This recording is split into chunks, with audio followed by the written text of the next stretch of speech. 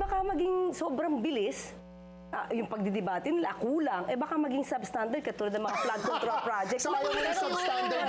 Ito ang sagot ni Palace Press Officer at Undersecretary Claire Castro sa mga katanungang baka lip service lang daw ang pagpaprioritize ng Pangulo sa anti-political dynasty bill.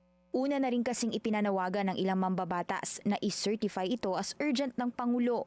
Pero sabi ni Castro sa programang Politico Talks ng Billionaire News Channel, hindi raw pwedeng maabuso ang karapatan at obligasyon ng Pangulo sa pag-certify ng bills. Isinusulong daw ng Pangulo ang anti-political dynasty bill dahil gusto niyang mas malayang makapili ang publiko sa mga iluluklok nito sa pwesto. Ang Pangulo naman kahit ano para sa tao. Sabi nga niya, mas gusto niyang bigyan ng puwersa ang tao, hindi yung iilang nang aabuso na politiko. Kasi kapag ito ay naipasa, ang tao mas makakapili ng liderato, ng leader, sa pamamagitan or base sa merito, hindi sa apelido lang. Pero kailangan daw magkaroon ng malinaw na kahulugan ang political dynasty. Bagamat ipinagbabawal ito sa Article 2, Section 26 ng 1987 Constitution, hindi malinaw kung ano ang sakop nito. Hindi pa idinetalya ni Castro ang sakop o sanguinary ng nasabing panukala, pero habilin daw ng Pangulo, mabigyan muna ito ng clear definition.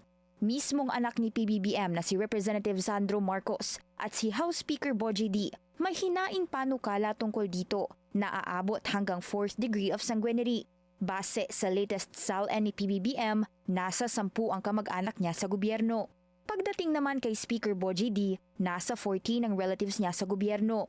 Hindi naman bababa sa 200 congressmen ang may kaanak o galing sa political dynasties, ayon sa Philippine Center for Investigative Journalism. Sa panukala ni Representatives Marcos at D, hindi binabanggit kung ilang kamag-anak ang pwede o hindi pwedeng tumakbo.